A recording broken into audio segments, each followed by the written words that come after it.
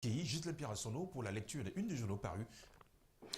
Bonjour Douala, bonjour à vous Patricia, bonjour également à vous Thierry Carole. Bienvenue donc à Yaoundé, la cité capitale. Je vous salue et je vous accueille le cœur enflammé de joie, tout comme je le fais à l'adresse de nos millions de téléspectateurs, ceux du Cameroun et du monde entier, qui sont tous chargés faute d'informations, à eux comme à vous.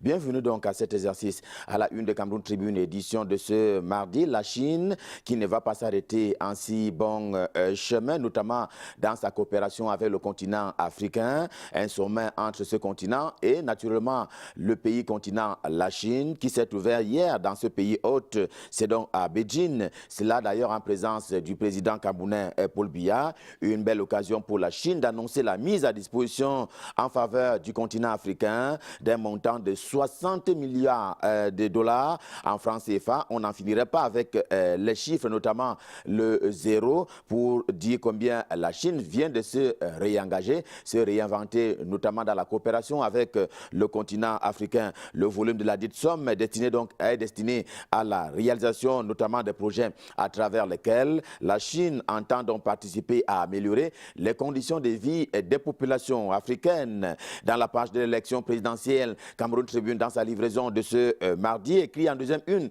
vous le voyez si bien que les candidats dévoilent progressivement leurs projets de société, leurs programmes à la fois économiques, financiers, culturels et même sportifs. En tout cas, ce matin, le journal en parle parce qu'il y a certains candidats qui apportent déjà des réponses en termes donc des aspirations du peuple camerounais, des feuilles de route qui se rapportent à l'augmentation des salaires, à celle du SMIC, à la coupe des dépenses dites de luxe. Ce sont ces propositions que Cameroun Tribune passe d'ailleurs au crible ce matin à propos donc de ces candidats à l'élection présidentielle qui ont commencé à dérouler leurs feuilles de route, notamment pour ce qui est donc de leur projet de société, au cas où ils seraient élus et seront donc appelés à régner du côté du palais de l'unité à partir donc de la proclamation des résultats qui interviendra au lendemain de l'élection du 7 octobre prochain. Mais il y a un sujet sur lequel les candidats à ce scrutin du 7 octobre prochain ne se prononcent pas assez. Il s'agit de la condition des prisonniers de luxe qu'il est convenu d'appeler les prisonniers de l'opération Épervier qui court au Cameroun depuis bientôt 20 ans maintenant. Il s'agit officiellement d'assainir notamment les finances publiques et procéder à l'arrestation des personnes qui auraient donc qui se seraient amusées avec l'argent public. C'est donc un sujet sur lequel ne se prononcent pas assez les candidats à l'élection présidentielle. Le quotidien Émergence s'y attelle un peu ce matin. Il s'agit donc du sort à réserver par le président qui sera élu au soir du 7 octobre prochain aux prisonniers de l'Épervier. Joshua aussi, qui est candidat du Social Democratic Front, a dit qu'ils sont des prisonniers politiques. Maurice Kanto, quant à lui, entend les étudier au cas par cas. La justice doit être indépendante. Martel, pour sa part, Cabral Libi de Univers, car effectivement, c'est une affaire de justice, estime pour sa part Serge Espoir à Matomba. Pour sa part, justement, le docteur Adamou Damdjouyal, le candidat de l'UDC, l'Union démocratique du Cameroun, pourrait procéder par amnistie pour les libérer, naturellement, au même titre éventuellement que Maître Akere Mouna, posture presque identique pour Gaga Aman Adji. Au contraire, rapporte donc le journal Le Quotidien Émergence en kiosque ce mardi. Au contraire donc, si Paul Biya est réélu, eh bien personne, mais alors personne ne sera libéré. En deuxième une du Quotidien Émergence ce mardi, une cacophonie apparente du Social Democratic Front, notamment du côté des Bafoussam, dans la capitale de la région de l'Ouest Cameroun, et précisément dans l'arrondissement premier de cette cité capitale de l'Ouest Cameroun. Elle a fini donc justement par nourrir un bicéphalisme à la tête du Social Democratic Front en cette période pré-électorale, pré-campagne.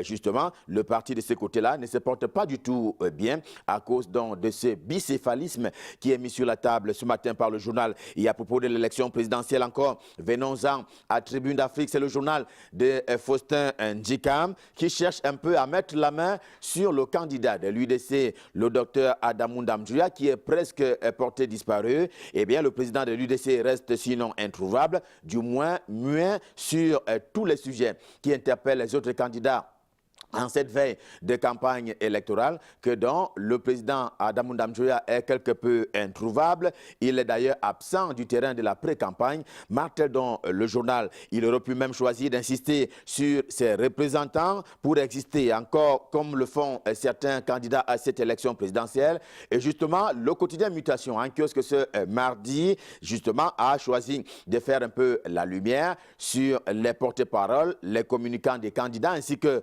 leur stratégie de communication depuis Clarence Yogo jusqu'à Paul Mahel, en passant par Henri Kedjan et autres Sam Severango.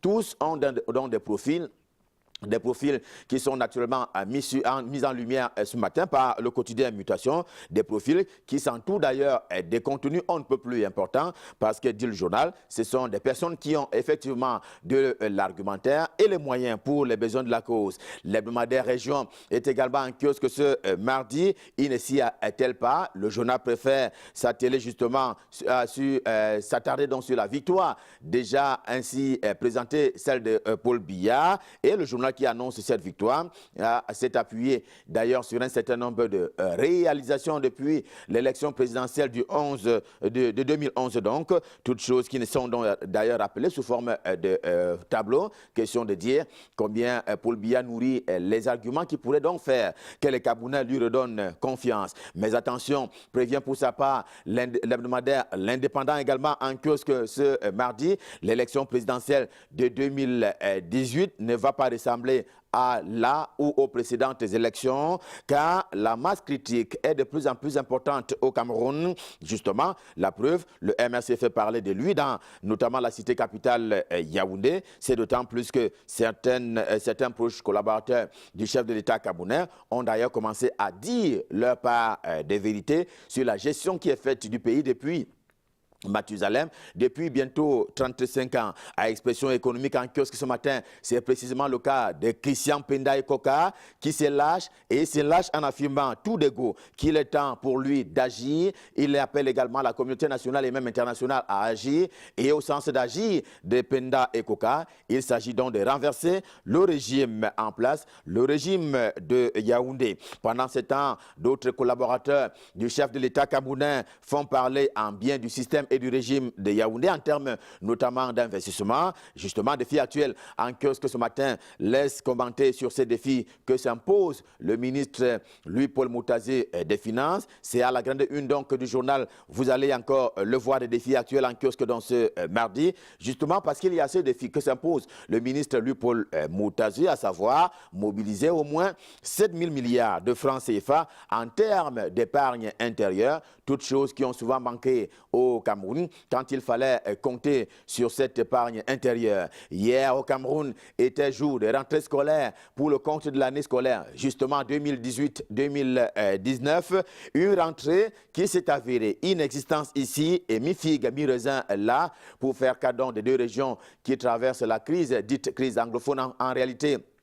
Une crise socio-politique que donc de ce côté-là, la rentrée scolaire n'a pas eu lieu comme dans les autres 8 régions du Cameroun. Des efforts sont donc à fournir en matière de sécurité pour mettre la communauté éducative de ce côté-là, la remettre à l'école, sur le chemin de l'école. Vous le voyez à la une du journal camerounais, le quotidien d'expression anglaise, qui est d'ailleurs quotidien de Guardian Post dans sa livraison de ce mardi. Cela est aussi dit par l'hebdomadaire V-Médian, lui aussi, qui s'exprime en anglais. C'est l'une des langues officielles du Cameroun. Le journal qui a choisi donc de s'appesantir sur les résultats du récent concours d'entrée à la fonction de police. Selon donc le journal, eh bien, l'équilibre régional n'a pas été respecté car les listes qui ont été publiées emportent, dit-il, très peu de noms des Camerounais originaires du sud-ouest et du nord-ouest camerounais que l'on appelle prosaïquement les Camerounais anglophones. Et au sujet de la dite crise anglophone,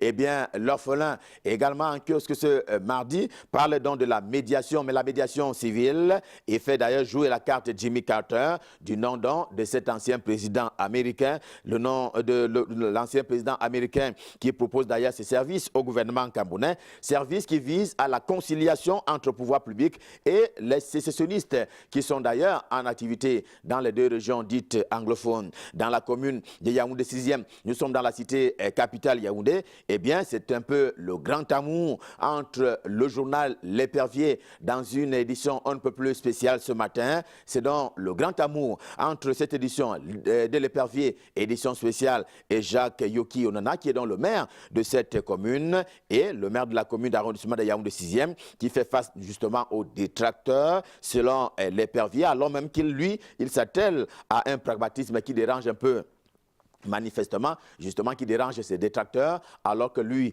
il est sur le terrain de réalisation. On va rester dans le développement local avec la version ordinaire, cette fois-là, du quotidien L'Épervier, le journal de Léopold Clovis, nous jouons en kiosque justement ce mardi, et c'est pour marquer un peu le progrès qui a été enregistré, que dis-je, les progrès qui ont été enregistrés par le ministre Georges Elanga Obam de la décentralisation et du développement local, notamment sur la voie de la décentralisation, un processus qui est appelé de tous leurs voeux par les Camerounais. Et à la grande une de L'Épervier, c'est une question qui a plutôt trait à la corruption, vous le voyez. Eh bien, la Commission nationale anticorruption CONAC est-elle pour ou contre la mort du phénomène de la corruption au Cameroun, s'interroge le journal. Si oui, que fait-elle cette CONAC-là au sein et parmi donc les acteurs de la communauté nationale à propos de la rentrée scolaire 2018-2019, au moment où le journal décrit justement des tentatives de blocage ou même d'ouverture, selon que vous avez de l'argent ou pas